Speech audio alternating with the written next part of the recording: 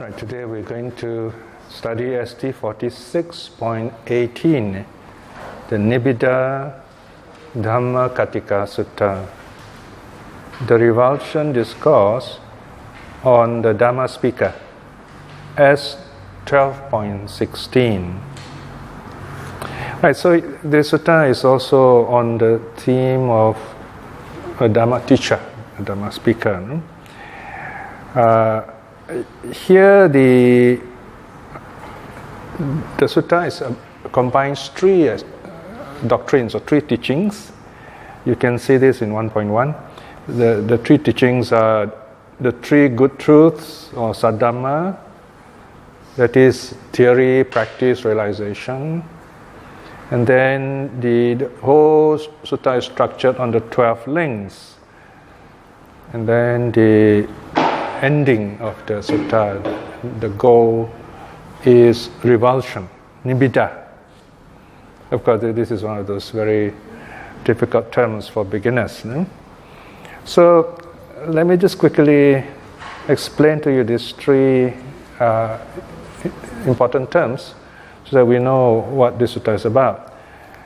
We often see the Buddha combining different teachings in different combinations. I mean, it's amazing. During the 45 years of the Buddha's teaching, he is able to combine the different doctrines, different dhammas in different ways. And this new combination all appear to be new each time. And it gives us a kind of new approach or new angle of understanding the Dhamma. Okay? The three good truths is quite basic. As I said, this is not found in the sutta. It is given in the commentaries. Okay? But here in this sutta, you see it applied. In other words, you see the theory, practice, realization aspect applied. So what the commentaries do is that they kind of direct our attention to this usage, and they give a name to it, so it's kind of convenient for us. So we have this idea of theory, practice, realization, which the sutta does not name, whereas the commentaries, they call it the three sadhamma. So these are convenient doctrines that we use to explain the Buddha's teaching, basically. So the three good truths theory, that is pariyatti. Even pariyatti, you can see from the word, the idea behind it. Pari is very, very close, a cognate to the Greek peri, and the Latin also very close. Greek, I think, is para. I think Latin is peri. Like parachute, parabola, paradigm. It means all around, okay, complete. So yati is something like to get to know, to grasp something. Okay, so grasping all around. In other words, you have a good command of something. So to theory here means study of the Dhamma. You have a full grasp of the Dhamma, and then you have all these teachings, the different kinds. So, of course, when you talk about full grasp of the Dhamma, we're talking about the threefold training, Sila, Samadhi, Panya. So it goes on like that. So that's the theoretical aspect: studying, listening, being aware of the legacy that we have. It can take us many years to learn these things. Of course, if you say, okay, how long do I need to study the theory? You can say, well, you can study everything in 1 year. But then you won't be able to digest it. So I would say a minimum of 5 years to really study. That's only the first part, like laying the foundation work. And then practice. So that's the second one, patipatti. Yeah? Here, the word patipatti, it's very similar to the English prefix counter or again. In other words, you do this thing repetitively, okay, pati. So you do it over and over again. So this is where you, having understood the teachings, you put them into practice. Of course, not all the teachings can be put into practice because many of these teachings, they explain ideas to us.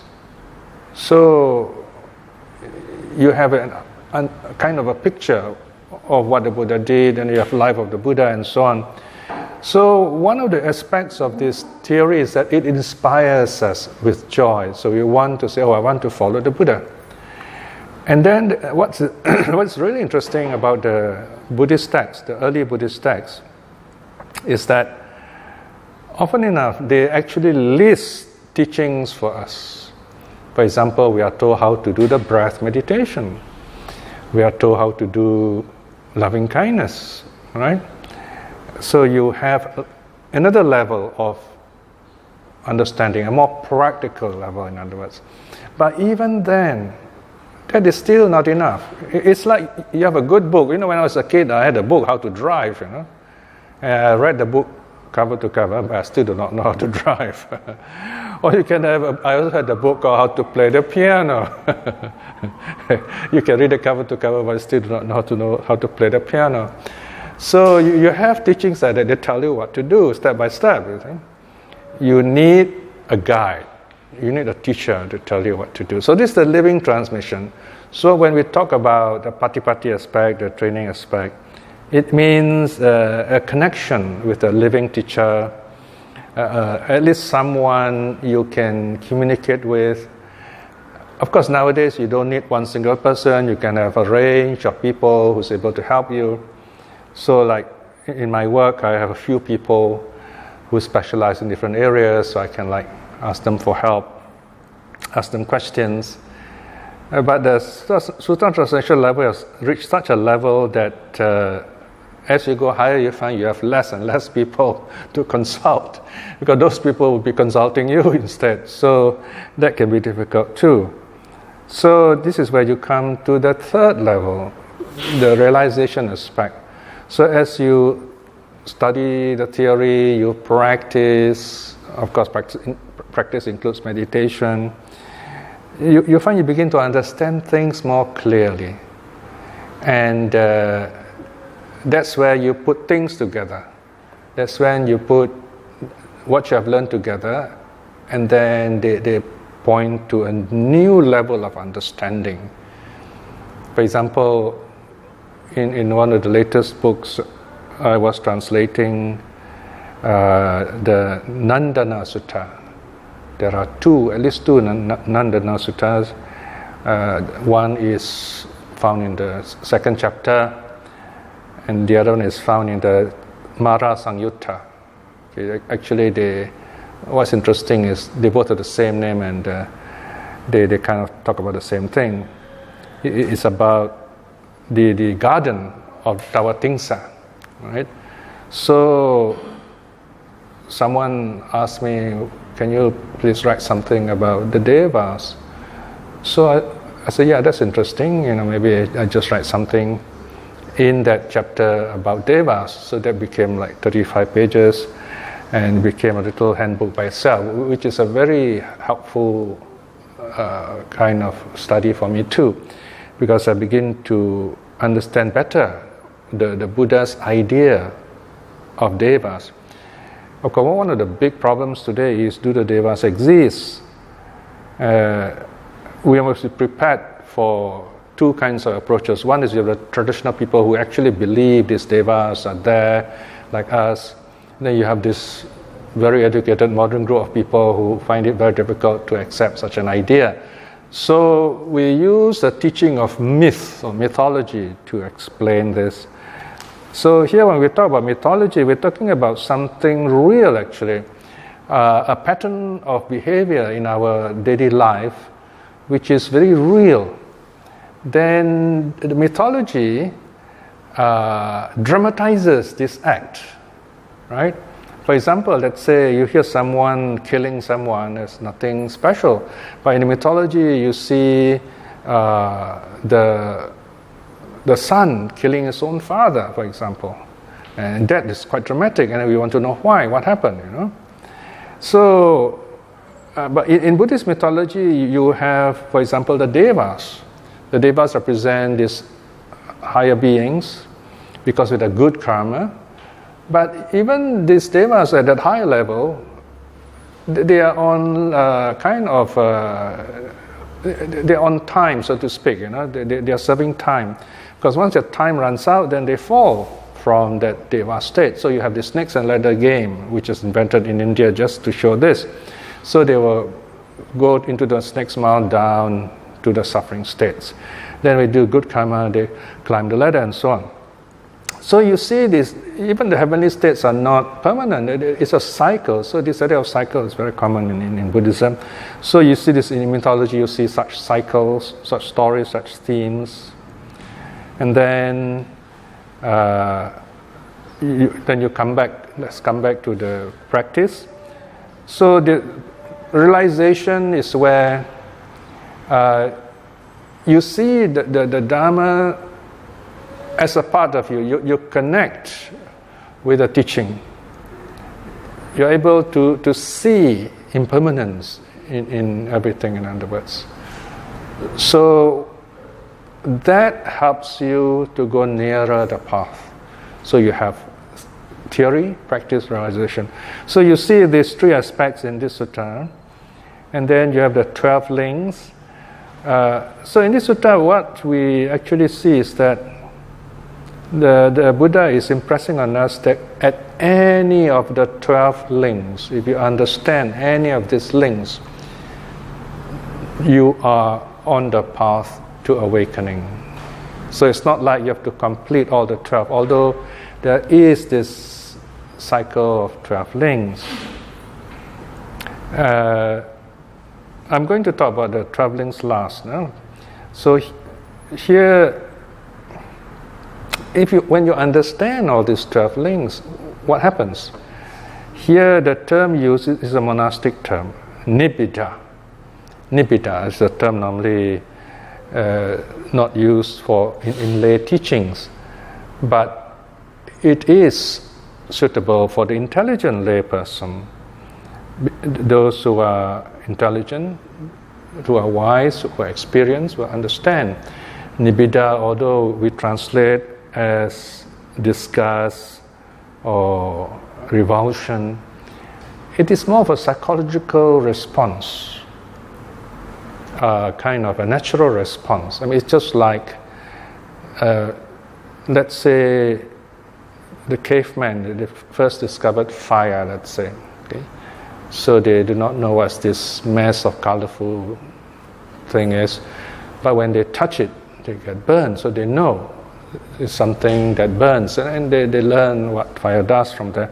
So they're not going to put their hand there again. So that's called intelligence, because if we don't have that, then we're going to get hurt, and we could die, and of course there's nothing more to talk about. So when you talk about evolution, basically that's what you're talking about. People who see cause and effect, and people know how to relate to this kind of situation, what to do, what not to do. You have one sutta which teaches what to do, what not to do. Right? So this ability to see causes and effects is very important. So Nibbidā has to do with that. Nibbidā, the Buddha basically is telling us, say, look at life. You look at this pattern of life. You see people making mistakes and getting into trouble.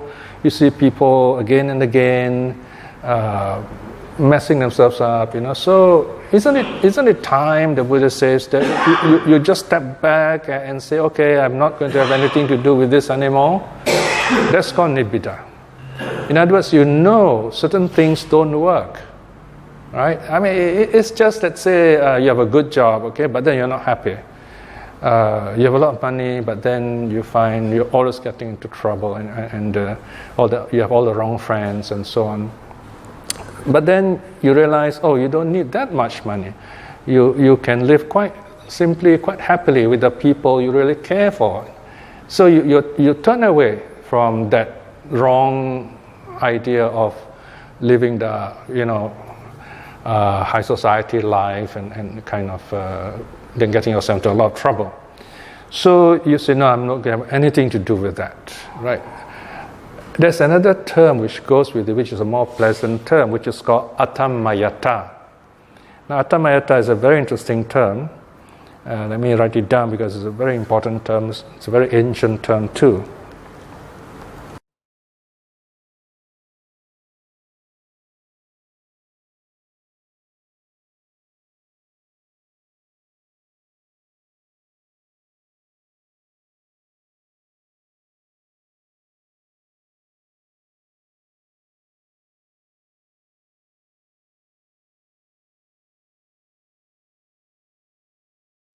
So you can see here this term atamayata is made up of various components.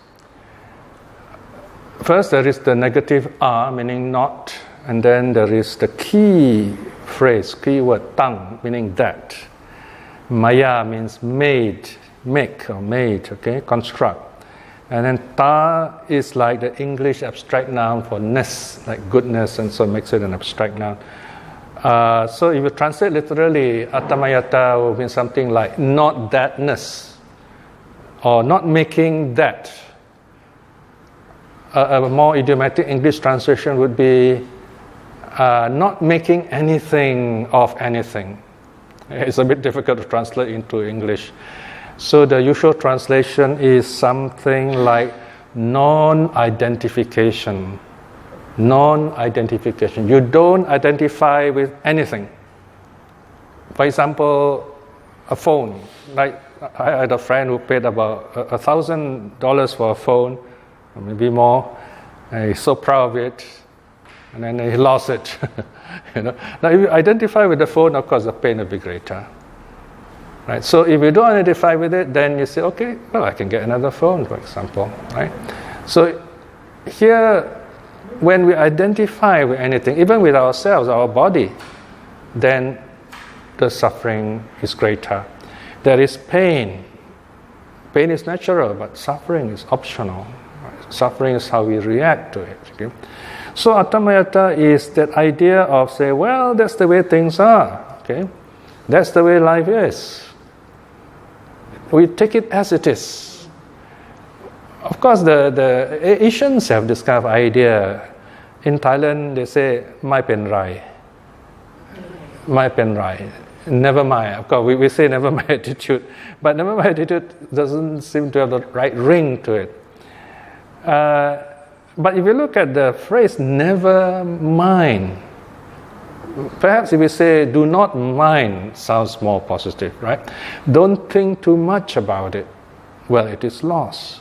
So accept the fact and go from there, in other words. So here, the idea here is to accept the situation as it is, not to identify with it, meaning don't use I, me, mine. When we use I, me, mine, then the suffering becomes greater. Right, so you have quite a lot of wonderful philosophy here, no? Of this Nibbidā, or kind of this revulsion. You see this fire burning, you don't want to get burnt again. So that's the idea here, basically. So that's why we want to walk the path, because we know that's the way the world is, that it is going to burn. The world is burning with the fire of greed, hate, delusion, and you want to say, okay, I'm not going to get burnt, I'm going to walk the path now. So those are the three teachings. Let's look at the 12 links briefly. No? Now, we can look at the sutta now if you like. Very often, if you look at the sutta as it is, it's quite formidable. You say, oh dear, what's this? Look at the structure of the sutta. Now, I made a point of arranging the sutta in such a way that it's almost like musical notes. You can see the different phrasing and the paragraphing and so on. So the sutta starts on page 188, that's the introduction. All right, the Nibbidā Dhamma Kathika Sutta.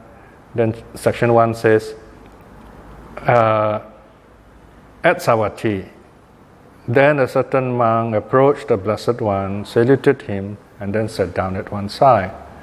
Sitting thus at one side, the monk said this to the Blessed One, Dharma Speaker, Bhante, it is said, how indeed, Bhante, is one a Dharma speaker? Right? Now, first of all, notice here the questioner is a certain monk. We don't know who. It could be a famous monk, it could be an elder, it could be any monk.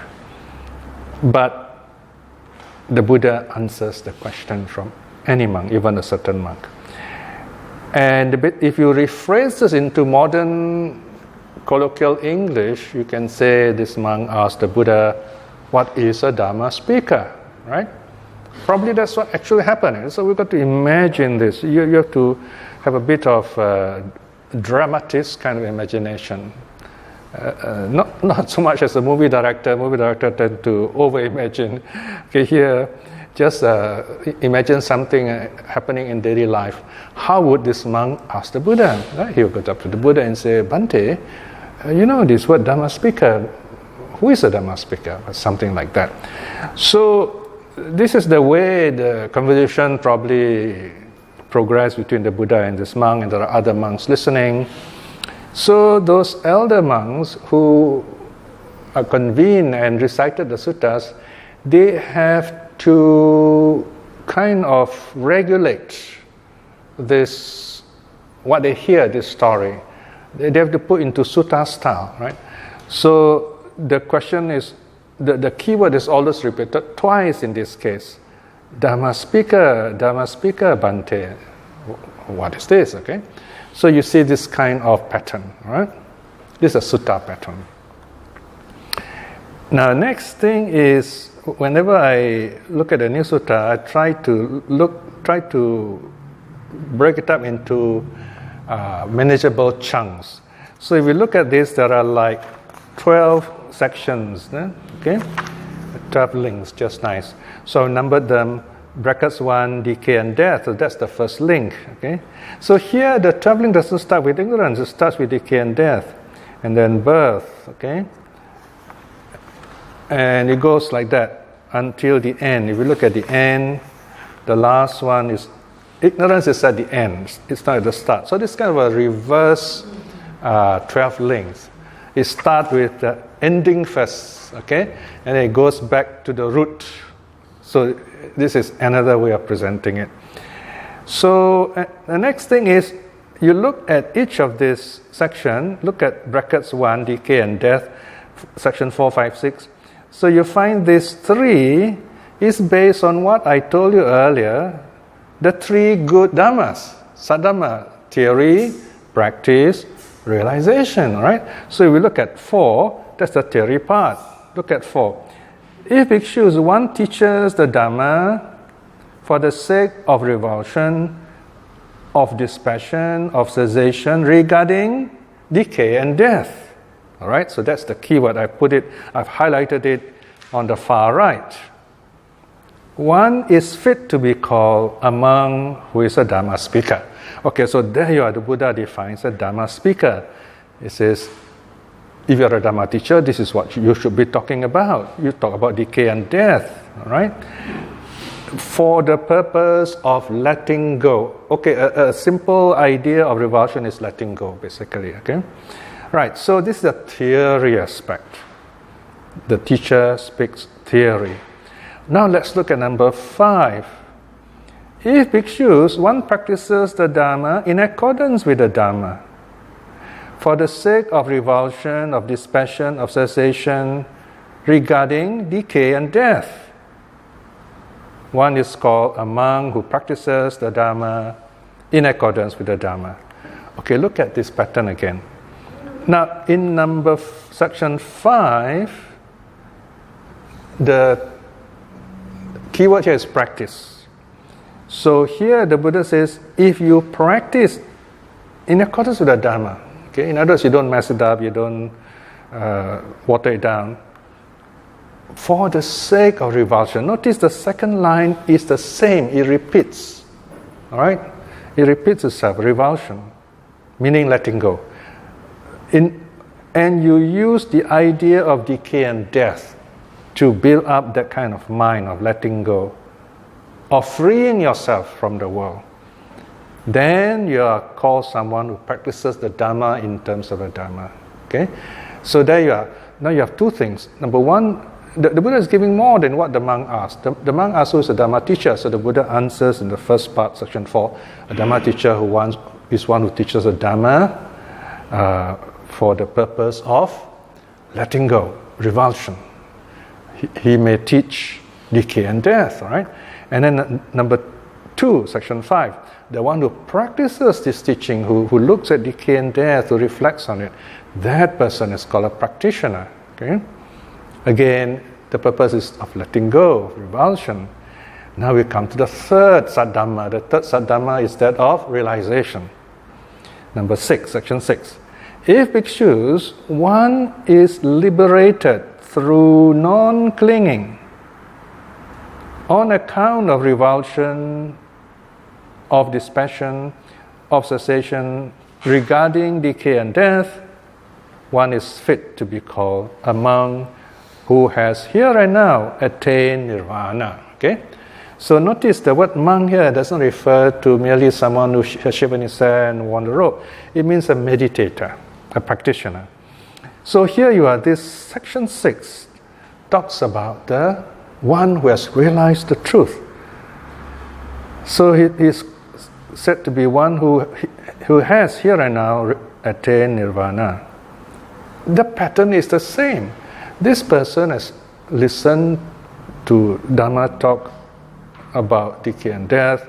He reflects on decay and death, and he, on account of reflecting on decay and death, he is able to let go of the world. No more attachment is gone. Then he has attained nirvana. So actually, if you take this one set of paragraphs here, this section 4, 5, 6, it's already complete. You find the person is already awakened by reflecting on decay and death, right? But the Buddha is telling us you have 11 other ways, so to speak, right? Everything's repeated for birth, for example, right? So remember here, the monks are listening. So everything's repeated. The monk is sitting very quietly and listening. Okay? And some of them may be listening and they get into deep meditation. Okay? So a lot of things can happen, all right, as you listen. Or one particular section was struck. You say, oh yeah, I can relate to that. Okay? So the Buddha started off the teaching on the key word there, or key phrase is decay and death. And he has presented decay and death on 3 levels: theory, practice, realization. All right, but this is only, should I say, this is actually not the 12th. The first link is a 12th link, it's the last link. So, but it doesn't really matter. We can say in this case, in the sutta, this is the first link. And then, if you find, this is a bit, you don't connect with this, then the second one, birth. Look at section 7. If bhikshus, one teaches the Dhamma for the sake of revulsion, of dispassion, of cessation regarding birth, one is fit to be called a monk who is a Dharma speaker. So we teach about why birth is suffering. Right? This baby is born, the baby is helpless, right? And there's so many things to talk about, birth as suffering. Then you have the practice aspect. Someone reflecting that way and then realizing the truth of this birth, right? So there you are, theory, practice, realization, centering on the truth of birth. So this is a second cycle, they call it cycle. Then you go to the third cycle. The third cycle, next page, is on existence, bhava. Now let's see how are they related. First of all, we notice there's decay and death. That's very obvious. This is a big word for impermanence, if you like. The moment we are born, we start decaying, and then there is death. But death is not the end. It is actually a new beginning of a new life. So there you are, there is birth. Notice that from death you get birth, right? Now then, when there is birth, there is existence. That means you go on living. So that's number 3. So although we see the cycle in reverse, so it seems, you can still see that normal sequence in daily life, right? So this is the amazing thing about the Dhamma. You see this connection. So the Buddha is saying now, let's look at existence now, bhava. Section 10. If bhikshus, one teaches the Dharma for the sake of revulsion, of dispassion, of cessation regarding existence, one is fit to be called a Dhamma teacher, basically. All right? So, and then if you practice reflecting on this, then you are doing the correct practice. And then you can realize the path in this way too. All right. This is the third link, okay? So when there is existence, what happens next? We don't just exist. We cling to things. We cling to things. Why do we cling to things? Because we feel a sense of need. We have a sense of want.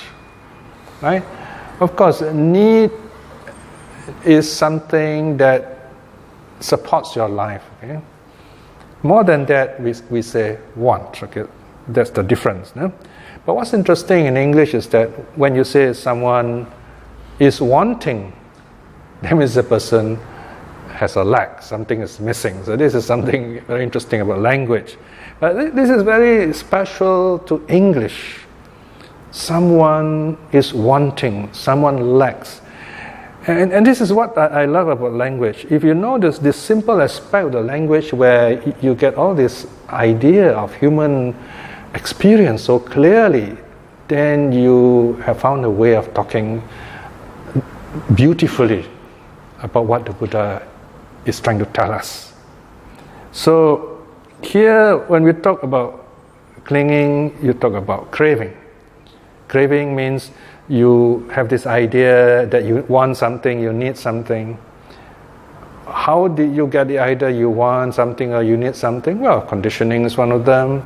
Another thing is you see someone has got something, you also want it. You identify with that person, you identify with that object. In a sense, it's a very complicated cycle. I'm simplifying it. You want to identify with this person, with the group, you want to be part of this human tribe. So you want to have that thing. So you must have that thing. But then there's a game we play. You can't have that thing. You must do something, or at least you must have something in exchange for that thing. Okay? So you must be willing to risk your life, or thirdly, you can steal it. There's so different ways of getting it. So this wanting makes you do things, and that's clinging. Because you cling to, you're going to do lots of things out of the normal, and that causes suffering. So this clinging is an idea we have in our head that we need this thing because we are existing, right? So you see, I already mentioned craving just now. So here, remember we are going backwards, right? Clinging arises from craving, right? So look at 5, craving. Now this sounds more familiar, right? So again, you have the same 3 cycles, 16, 17, 18. 16 talks about theory. If bhikshus, one teaches the Dharma for the sake of revulsion, of dispassion, of cessation regarding craving, one is fit to be called a monk who is a Dhamma teacher, or basically a Dhamma teacher talks about craving. Then secondly is the practice aspect. So you examine craving, you understand craving, you see craving for what it is. Then you are practicing according to the Dharma. Then you realize nature of craving, you are able to let go. Then you have attained the path, the realization aspect. So that's craving, tanha. Tanha literally means thirst. We have this thirst, so we look for a drink to assuage the thirst. Where does this thirst come from? So we go one more step. Actually, we are going backwards, right? But here we are kind of going forwards. Number 6, craving arises from feeling, right? So again, here the Buddha goes through the 3 cycles regarding feeling. Number 1 is the theory aspect. So this good Dhamma teacher is one who's able to explain the nature of feeling in accordance to the Dharma. Then you listen and you understand it, you practice it, you watch feeling in yourself, you notice the rising, passing away of feeling, you notice how feeling leads to craving, how craving leads to clinging, how clinging leads to existence, or sometimes translated as becoming, and then it leads to birth, to decay and death, and so on. Right? So, feeling, you see it as impermanent, you understand it, then you attain this level of freedom by reaching the path. Understanding the impermanence of feeling frees you from feeling. People are caught in the grip of feeling because they think feeling is something wonderful and feeling is something permanent. I can have this forever, that kind of idea. Now the next question we ask ourselves, where does feeling come from, right? Then you look at 7. It comes from contact, phassa. So here we have again the 3 cycles. Theory. So this Dhamma teacher talks about how feeling arises through contact.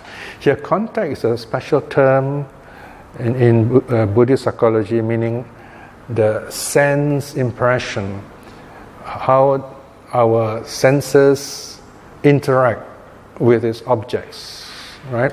When the eye sees form, there is eye consciousness, and there is contact. Contact here is samanahara, a simple word for attention. When there is attention, you have the triangle of experience. The eye, or you can say the faculty, then the object, that is a visual object. In the case of the ear, it will be sound, and so on.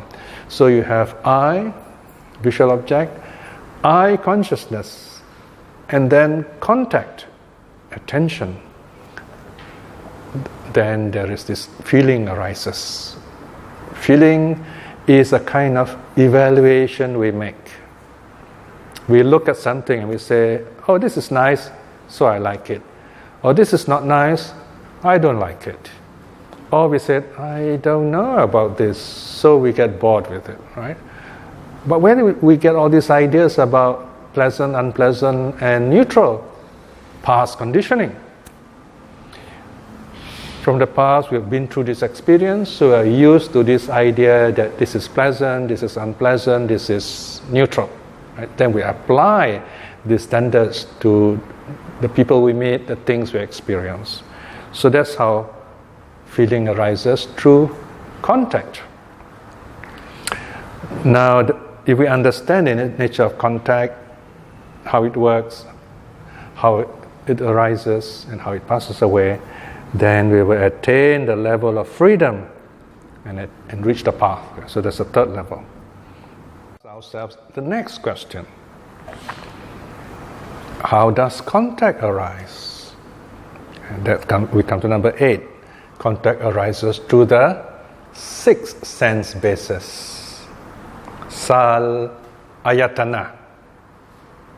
Of course, you don't pronounce it that way. We pronounce salayatana. Okay, we smoothly go through it, salayatana. But if you resolve the compound, as we say, resolve the compound means to break it up into its components part, you have cha. Actually, sal originally is cha, meaning 6. But for some strange reason, it is spelled as sal. Well, it's not strange actually, because that is the close to Sanskrit. Sanskrit will be shad. From shad you get 6, very, very close to English 6, right? So this is a bit of grammar. The philologists will be able to explain to you in beautiful detail. 6 sense bases: eye, ear, nose, tongue, body, and mind. So in early Buddhism, early Buddhist psychology, we recognize the 5 senses. They are called indriyas, the 5 physical senses. But the 5 physical senses by themselves do nothing. You need the mind behind it. So the mind is the 6th sense. The mind kind of is behind all these 5 physical senses, but the mind also is behind itself. The mind also functions by itself. We dream, we imagine things even when our eyes are closed, for example. So we have the six senses. When the six senses function, there is contact, right? The eye, as I mentioned earlier, sees something, and then there is eye consciousness and so on. So this Dharma speaker talks about the six senses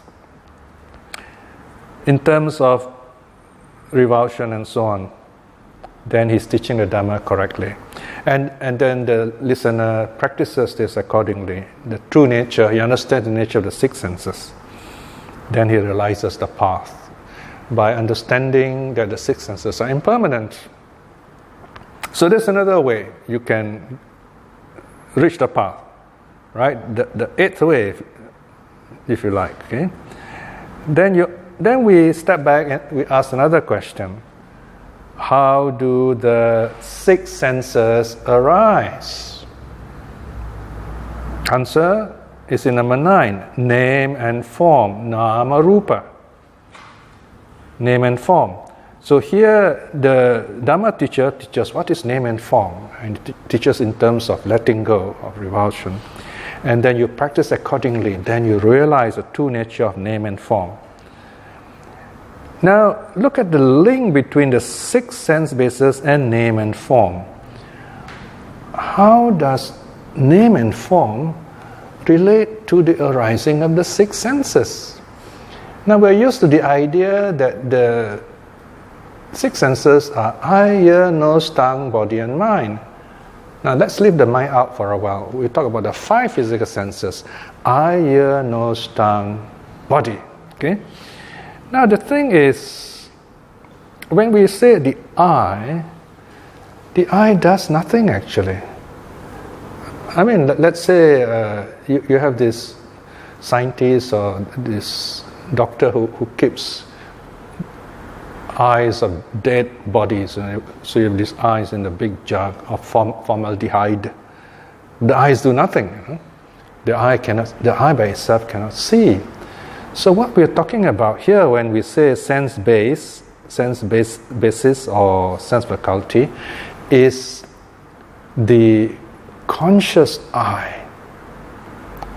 There is in early Buddhism a term called savinyanaka kaya, the conscious body. The conscious body is conscious through the six senses. So in other words, the eye is not a thing by itself. The eye is a faculty. So in this sense, we don't use the word organ in Buddhist psychology. We use the word faculty. The eye is an aspect of the mind that senses light, movement, colors, okay, something like that, right? And then ear is the part of the mind that detects vibrations, okay, sounds, and so on. So here, how do we detect things, or what we call experience, through the six senses? That's when name and form come in. First of all, whenever we see something for the first time, what do? The first thing we want to do is we say, what is that? If it's a person, we say, who is that?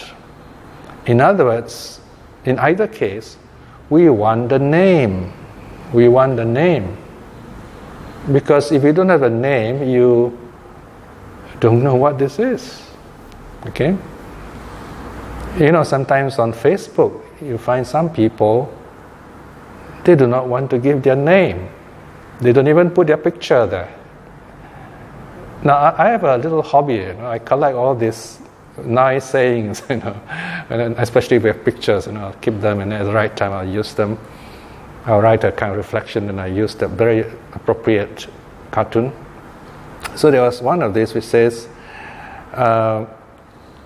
if you do not show your face, it means that you are afraid of it. So I'm also afraid of it too. So I'm not going to communicate with you, right? So this is one way of saying, hey, you want to really communicate with people on Facebook, you better show your face, okay? Because we like to know, who are we talking about? Who are we communicating with? You must have a name, right? Once you have a name, you have a handle on that person, so to speak. You can identify that person. So a name is very important in psychological terms. Now there's a problem here. You find a lot of people don't use their real names, right? So that's another way out. They use all kind of fancy names, some are very real. In fact, I have many good friends who don't use their real names, but they tell me, if they say, oh, I'm so-and-so, I'm using this name, because they don't want the other friends to know for various good reasons, But it's still a name. So, in other words, I know the name, I also know who it is. So I know the form, okay? I know the name, I know the form, so they're connected. For example, I call this bottle, right? So in my mind, bottle. So the next time I go around, I look for a bottle, I more or less know something looks like this. It's a bottle. Of course, if I grow up and I call this chair, I will still recognize it, so it doesn't really matter, So I say, this is a chair, But I got to agree what it's going to be called. That's called convention, right? So the Buddha's language is convention. We grow up agreeing that we call this bottle, so all our life we call this bottle, and that helps with communication. That helps wisdom to arise. Name, form. So when we are little babies, you notice our parents buy toys for us, and those toys are very colorful, and they make a lot of noise. It's very important. They make a lot of noise, and they're very colorful, and they're mobile. Right? In fact, all these toys try to reenact the five senses. The sixth sense is a bit difficult. Mine is a bit difficult. We buy bright toys. A baby is attracted to this big, colorful toy. This baby is attracted to a rattle, a sound. Okay. Smell not so much, but smell is very interesting because this baby knows the mother's smell. So when it's close to the mother, it'll be very happy, and when someone else with a different smell, the baby is not going to be very happy, right? Taste. Now you notice a baby trying to chew everything that it can get. All the toys will be chewing up the toys, right? So the baby has to test all this stuff, right? So there you are. All the five senses are there. So we give toys to the baby because we want this baby to develop the senses fully and properly. So that's why you have name and form first, and then the senses. If you think of the babies, you understand very clearly how this developed, right? So, but name and form are all what we create. They're all constructions, right? So we kind of connect things. So some of the connections are spurious, but we believe in it, right? So it gets quite complicated. You can go into detail to find out how people connect names to things. But that's the idea. The Buddha has given us this basic idea. Now the next question we ask is, how does name and form arise? Now, it's becoming even more interesting now. So according to this sutta, it arises from consciousness. Number 10, consciousness, vijnana. Right? So here again the Buddha says, if this teacher teaches about consciousness in the right way, for letting go, for revulsion, then he's called a true Dharma speaker. And then you practice accordingly. You reflect on impermanence as letting go, impermanence, and so on. Then you will be liberated. Look at consciousness. Vijnana, the key stem, the key part of the word is jnana. These are the jnana words. There are lots of jnana words in Pali. Jnana itself means knowledge. You have another famous jnana, panya, okay, which means wisdom. Then you have sanya, also another nya. The root is nya, meaning knowledge, okay. Sanya is perception, it's rooted in knowledge, and so on. So there are a number of others, jnana or nya, nya roots, words with nya roots. So vijnana, we means to analyze. Vijnana is the faculty we have that analyzes our experience. Analyze, that means, okay, this consciousness decide, what is this? Is it a sight, a sound, a smell, a taste, a touch, or a thought? So we divide it into 6 categories. All right? And then you go on into more details after that. So vijnana is this consciousness that is very basic. Right? You wake up in the morning, and then you open your eyes. If you travel a lot, you wake up, you say, where am I? Okay, you thought, you thought you're at home, and then you realize you're somewhere else, right? And then you have to readjust yourself, right? So your consciousness puts you on the spot, so to speak, all right? So you become conscious of your environment. So this is consciousness, a basic awareness of your environment, your first step towards knowing things. Now we come to a tricky part here. How does consciousness arise? How do we make sense of things? We can put it another way. How do we make sense of things? Consciousness makes sense of things. Consciousness makes sense of things through our senses. Right? You see, now we use very simple words, and those words make good sense. This is what this special group of philosophers, simple language philosophers, people like J.L. Austin and George Berkeley also, I think. So they're saying that why can't we make philosophy simple? Why must we use technical terms? We can use simple words, right? I thought, wow, this is a great idea. This is what the Buddha has been doing, So my latest posting on Facebook is about just that. My latest posting, the title is called "The Bent and Genius of the Tongue." It's a quotation from George Berkeley, the British philosopher. By this phrase, the bent and genius of the tongue, Berkeley means we're able to express beautiful things naturally. We don't have to use big words. And in my translations, I try to do that. In other words, instead of using something like supercalifragilisticexpialidocious, I just say amazing. Just one simple word, all right? So why use so many words when you can use just one good word that has the same sense? Why use Grecianism and Latinism when you have simple English? So that's what we try to do. The Buddha did that. He used simple language. He used dialect. He spoke to the simple people. It's not easy at all. Right, so when we simplify things, we begin to experience what is before us more directly. We explain, we kind of teach people what we experience, and people see it for what it is. So, the next question we ask is, how does consciousness arise? It arises from formations. Now, this is a tough one. Okay, Sankhara. Now, there's a typo here. Just note that. That should be formation, not decay. Okay? Yeah, formations. Let me just read the sutta first, all right? So, section 34, the Buddha says, if bhikkhus, one who teaches the Dhamma for the sake of revulsion, of dispassion, of cessation regarding formations, then this person is called a true Dhamma teacher. And if you reflect on formation, you understand what formations are, you seek to understand it, and you are practicing the Dhamma in accordance with the Dhamma.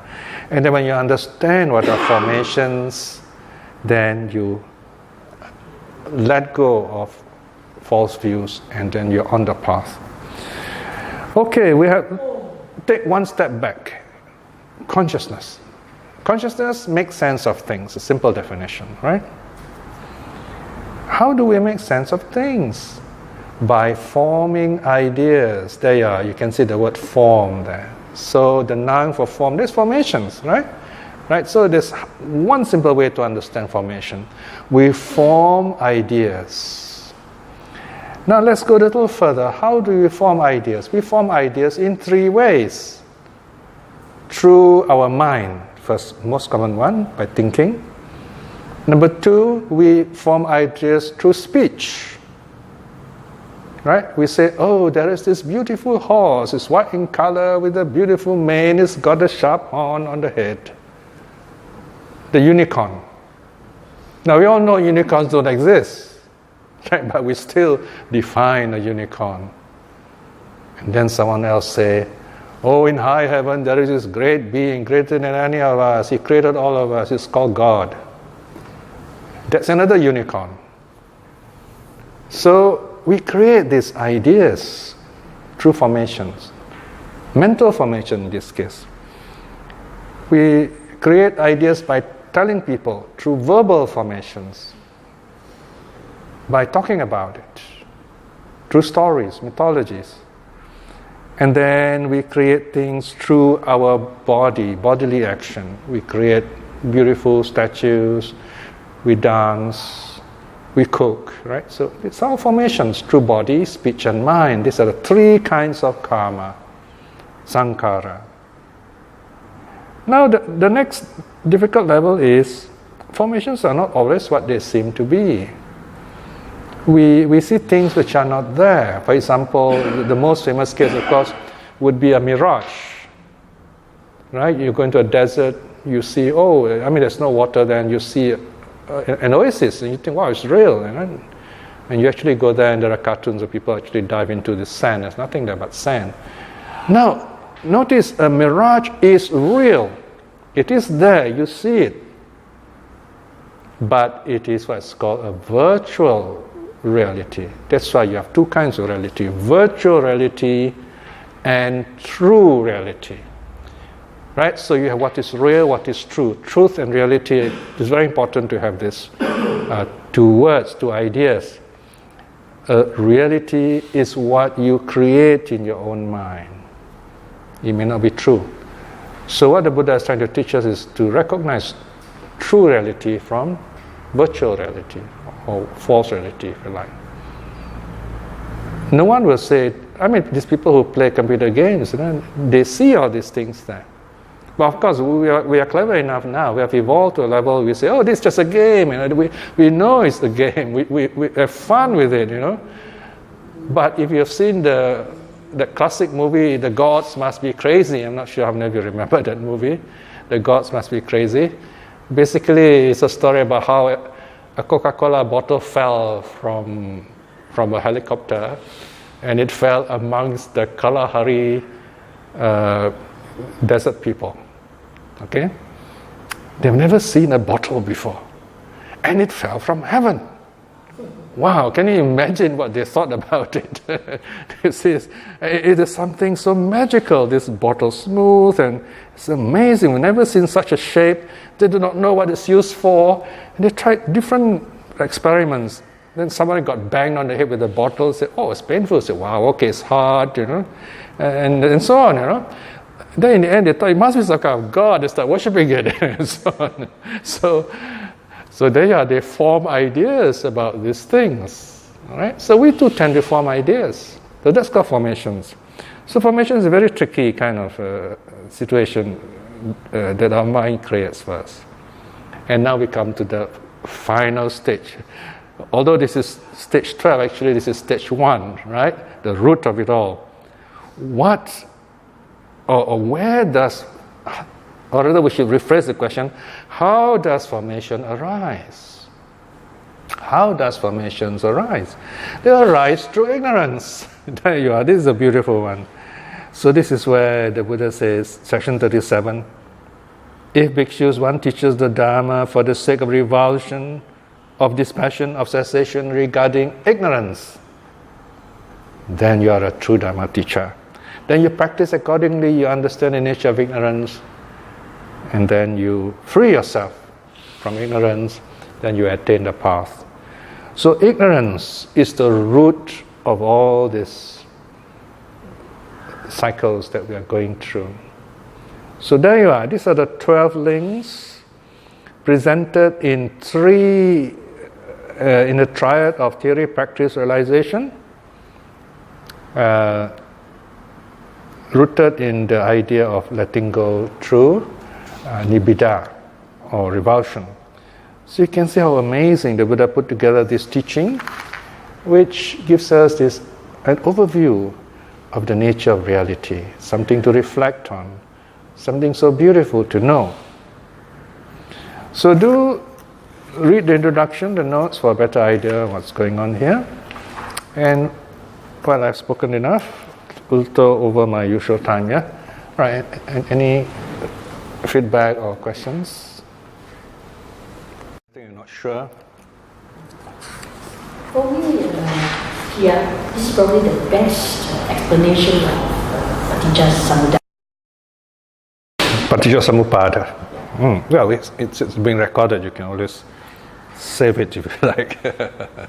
Okay. Yeah, well, this is a beautiful sutta. As I said before, to me, a sutta is like a musical score, and we just we gather together for a musical party here, and I'm your performer, Or rather, sometimes I'm the conductor and you're the performer, right? So we'll play music together. So today we have a very good session, something like that, right? Listen to the sutta carefully, you say, oh yeah, now I understand better. Then you find there's a certain space in your life, certain brightness. You feel good about it. Any other questions or feedback? Why the title is called Nibbidā Dhamma Kathika Sutta? No?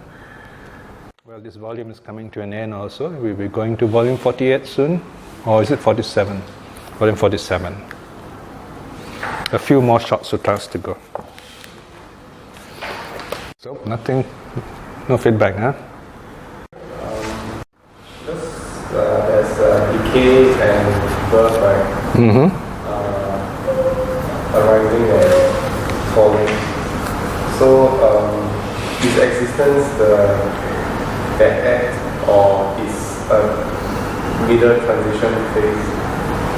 Okay, you look at usually the best is to look at the Pali. The Pali is bhava. Some people translate as becoming. Okay, but becoming is a problematic word here. So we normally use existence. Jati is birth, but a baby is born. After that we call existence. So it's like in between life and death. That's called existence. Right? So again, when we say existence, we may have the wrong idea like it's something fixed. Actually, it's very dynamic. It's changing all the time. That is why some translators prefer the word becoming. When you have an ing at the end, it means it's kind of like it's changing all the time. Whereas existence, that ending, make it feel like it's a state, fixed, But the reality is there's no such thing as a fixed state. Even a scientist will tell us that. So right now, we are in existence, so to speak, right? And things are changing. And while we are existing, the travelings are also occurring. All the things are changing, are going through in our minds, right? And yes? No, that's okay. Well, I was just going to ask, if ignorance is the beginning of all this cycle, then what is the mother of ignorance? What causes ignorance? If you think of ignorance as a blob, then you have to ask that question. Ignorance, although we say ignorance is a starting point, it's not a first cause. Because in Buddhism we don't believe, it's not possible to have a first cause. Ignorance underlies everything behind all the travelings. It's just we don't know what they really are. All right? So imagine, just reflect on this. Where does ignorance come from? There's no answer to that. Right? You just start asking, when did time begin? Why? Because time itself is a concept. Time itself is an experience. Yes, this is where you come to the frontiers of knowledge, you see, where thinkers will say, okay, we are ignorant, right? So how do we know we are ignorant? So there is this Western philosopher called Descartes, sometimes, because he thought so deeply, he's called the father of Western philosophy, but he's French, he taught in French, by the way, or should I say in Latin, rather. So he was thinking, and he says, I know that I'm thinking, I know that I have a doubt. Since I think, therefore I exist. So this is his argument, you see. But now, the modern philosophers debunk him and say, no, it's not possible, because they know Buddhism now. In Buddhism, we say there's no I to think. His big mistake was he assumed there is an I to think. Thinking is a process itself, But of course, you can ask yourself, what is there something behind the thinking? Right? So it depends on the language we use. English is problematic because we tend to congeal certain ideas. For example, we say thinker and then thought. One way of putting it is, the reality is that there are no nouns, there are only verbs. I once had this really amazing dream, I dreamt I came into this kind of world or universe where there was no nouns at all, everything was verbs.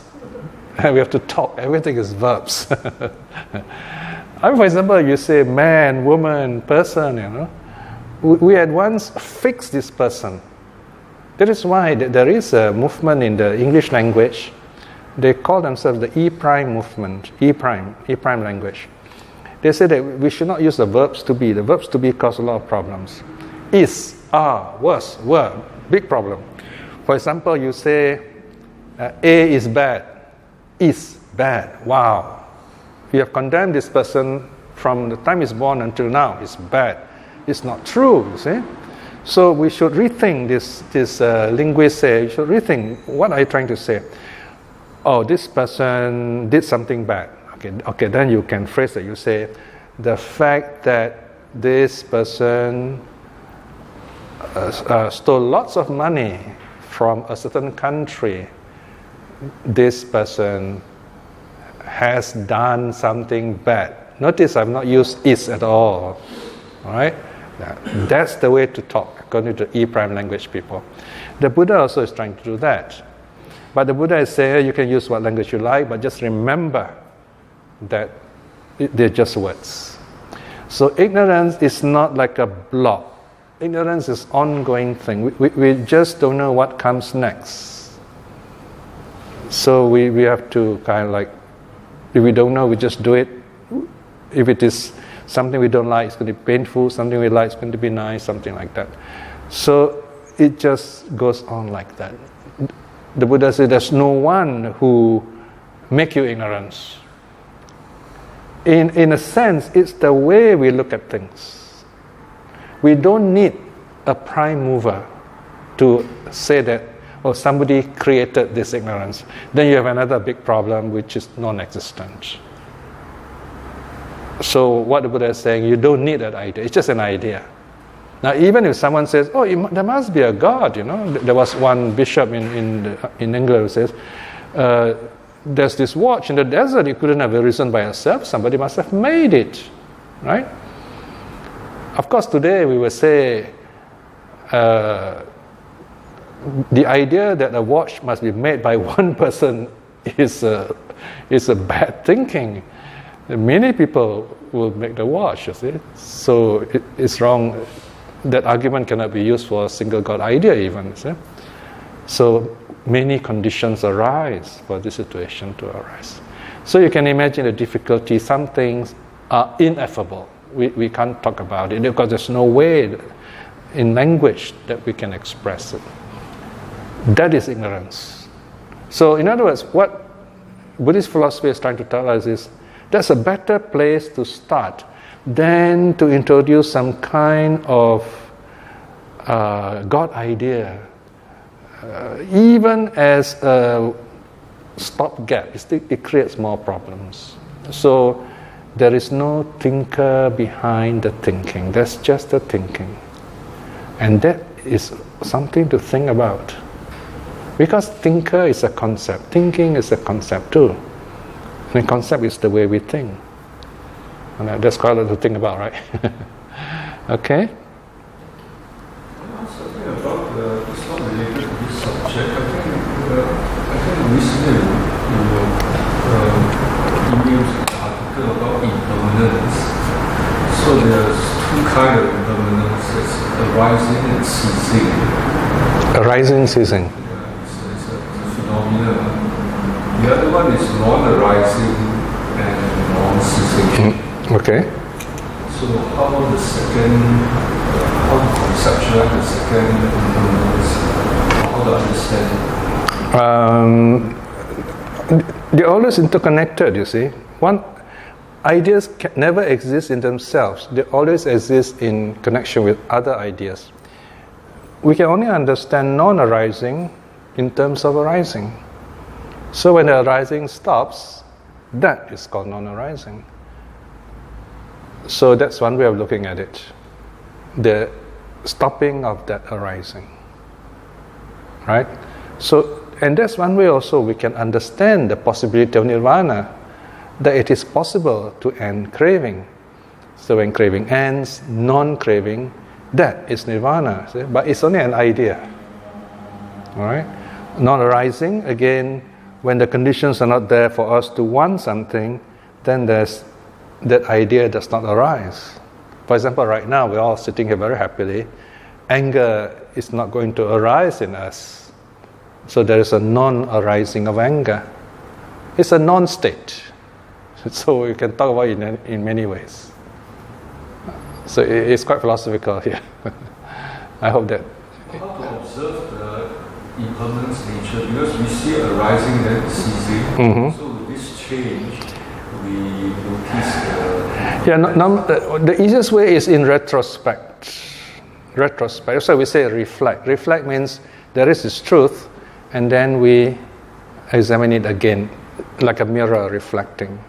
So there must be an image, then a mirror reflects. So something happened. We say, okay, here we are, we got together here, wow, how many years have passed, we are here, and now this class has ended. So after the fact. So then in our minds we say, wow, this happens to all other things too. Then it becomes clear to us that we cannot hold on to anything. It is a universal fact. Then we sit back and say, oh, it's no point in me grasping anything. Then you feel safe, you feel you don't need to do anything, something like that. You feel free. So that's how you reflect on impermanence. And then you see where you fit in, you see how it works with other things, you universalize it, you see it in yourself. And then you begin to see it happens in almost everything. Then you tell yourself, everything is impermanent, and that makes good sense to you. So that's reflection on impermanence. What about cessation? It's the absence of cessation. All right. In other words, we talk about ending of suffering, and now we don't have to talk about it anymore. Like nirvana, see. So nirvana is non-arising, non-cessation, non-this, non-that, you see. So that's one way of putting it. And this is not a complete list. So it cannot be complete. It's just a way of saying things, what nirvana is not. We cannot be absolute here. There's no absolute truth here. They're all relative truth in this case. The only absolute situation, if we can talk about it, will be nirvana itself. But then you can't talk about it. I mean, you can if you want to try to talk about it, but it's not nirvana. You see? So that's the tricky part, as far as the words go like this. Okay? Anything? Okay, shall we end here?